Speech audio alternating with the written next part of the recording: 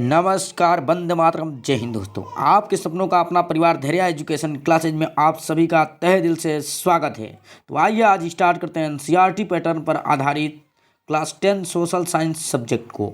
आपको बता दें कि इस चैनल के माध्यम से 10 to 12 बोर्ड एग्जाम प्रिपरेशन 2021 की तैयारी बिल्कुल फ्री, देसी शुद्ध भाषा में, राष्ट्र हित में कराया जाता है।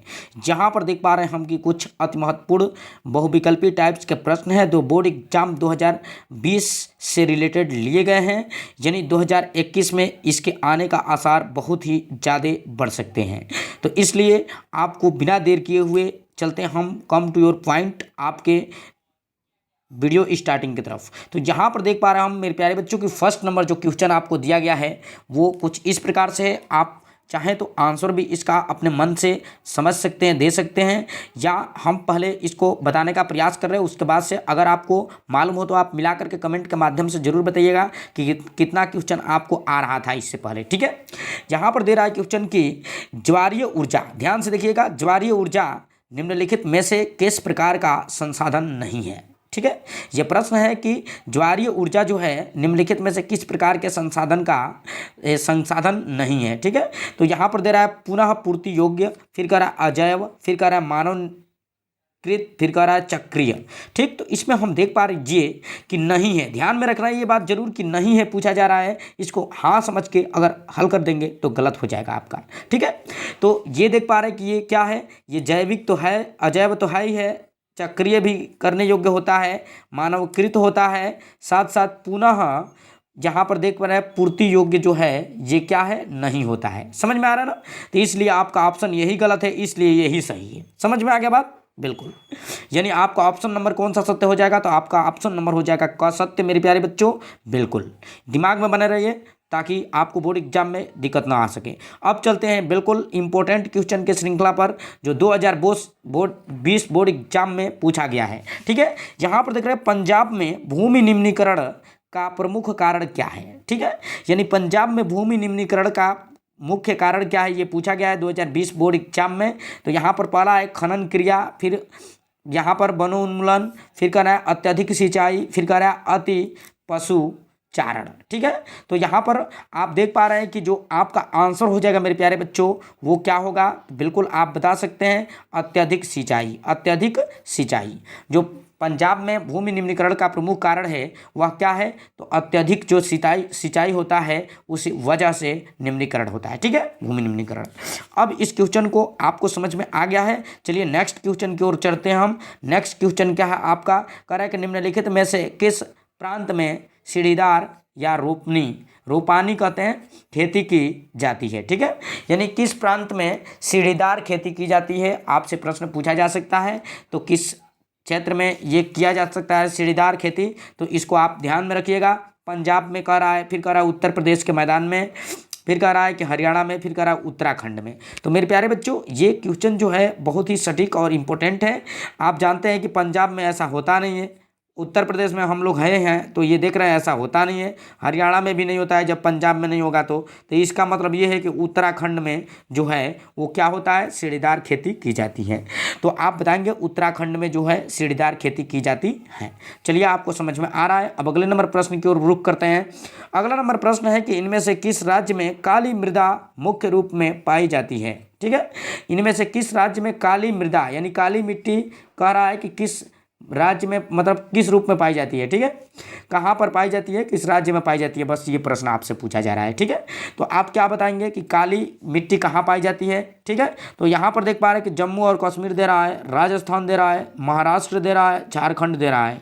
तो मेरा जो इसमें राइट आंसर होने वाला है वो महाराष्ट्र होने वाला है, क्योंकि महाराष्ट्र में जो होता है वह काली मिट्टी या मृदा पाई जाती है। अगले नंबर प्रश्न की ओर बढ़ते हैं। अगला नंबर प्रश्न है संसाधन की उत्पत्ति के आधार पर प्रकार बताइए। संसाधन के यानी कह रहा है संसाधन के उत्पत्ति के आधार पर प्रकार बताइए। ठीक है, तो यहाँ पर देख पा रहे हैं हम कि पहला में दे रहा है एक में कि जैव और अजैव संसाधन, नवीकरण और अनवीकरणीय संसाधन, प्राकृतिक और मानव निर्मित संसाधन, राष्ट्रीय और अंतर्राष्ट्रीय संसाधन। ठीक है, तो इस प्रकार आप देख पा रहे हैं कि इसमें पूछा जा रहा है संसाधन की उत्पत्ति के आधार पर। समझ रहे ना? तो संसाधन के उत्पत्ति के आधार पर आपका क नंबर विकल्प जो होगा वो राइट आंसर होगा, यानी जैव और अजैव संसाधन। राइट, बिल्कुल, इसको दिमाग में रखिएगा। बोर्ड एग्जाम में जैसे मिले आप सीधा अटैक कीजिएगा और हल करने का काम कीजिएगा। यहाँ पर 2020 का इंपॉर्टेंट क्वेश्चन मिल गया। निम्नलिखित में से किस राज्य में काली मिट्टी पाई जाती है? ठीक है, आपसे पूछा जाएगा कि निम्नलिखित में से किस राज्य में काली मिट्टी पाई जाती है। तो देखिए अभी आप देख पा रहे थे काली मृदा की बात कर रहा था। अब इसमें देखिए इसमें क्या है, तो आपने लगाया था क्या? महाराष्ट्र। अब यहाँ पर देखिए महाराष्ट्र नहीं दिया है, झारखंड है, राजस्थान है, बिहार है, गुजरात है। तो सीधी सी बात है, आपका आंसर हो जाएगा क्या? गुजरात। यानी गुजरात में, महाराष्ट्र में क्या होता है मेरे प्यारे बच्चों? काली मिट्टी पाई जाती है। बिल्कुल दिमाग में रहे, ये 2020 में पूछा गया है। एकदम दनादन आगे बढ़िए। ठीक है, चलिए आगे बढ़ते हैं।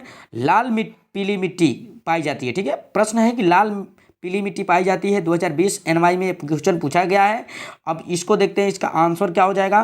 तो यहाँ पर दक्कन के पठार दे रहा है, मालवा प्रदेश में, ब्रह्मपुत्र घाटी में, थार रेगिस्तान में। तो यहाँ पर आपका आंसर जो हो जाएगा, लाल पीली मिट्टी जो है वो मालवा प्रदेश में पाई जाती है मेरे प्यारे बच्चों। बिल्कुल मालवा प्रदेश में। एकदम ध्यान से देखिए, अंत तक बने रहिए, क्योंकि अंत में ही तो ओरिजिनल क्वेश्चन आते हैं जो बोर्ड में पूछे गए होते हैं। यहाँ पर देख रहे हैं अगला क्वेश्चन है, पर्वतों पर मृदा अपरदन का साधन क्या है?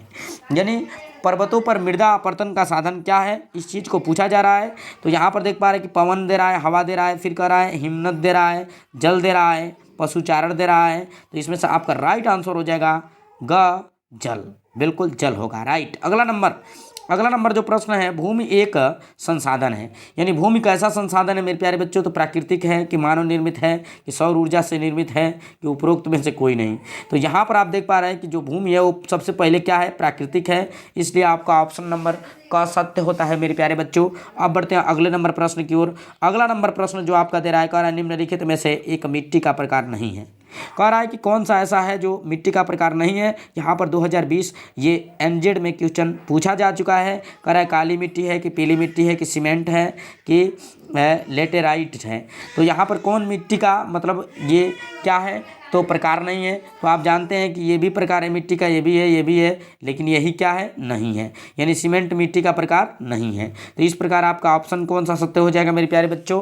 तो यहाँ पर सीमेंट हो जाएगा, जो कि यही गलत है। ठीक, अब एक अंतिम सवाल आपको आज के लिए, एक सवाल है जो 2020 में पूछा जा चुका है। कह रहा है निम्न में से कौन अजैविक संसाधन है? ठीक है, आपका प्रश्न है कि निम्न में से कौन सा अजैविक संसाधन है? चट्टाने कि पशु कि पौधे कि मछलियाँ? बताइए। तो यहाँ देख रहे पशु जो है, फिर मछलियाँ जो हैं, पौधे जो हैं, ये सब के सब क्या है? अजैविक संसाधन। समझ रहे ना? नहीं है। कौन है मेरे प्यारे बच्चों? तो ये चट्टान है। तो इसका मतलब आपका आंसर क्या हो जाएगा? का। तो आशा और विश्वास के साथ बता रहे हैं कि मतलब आपको ये वीडियो पसंद में आया होगा। यदि वीडियो पसंद में आया होगा तो चैनल को सब्सक्राइब कीजिए और बेल आइकन नोटिफिकेशन को ऑन कीजिए। Thanks watching my video.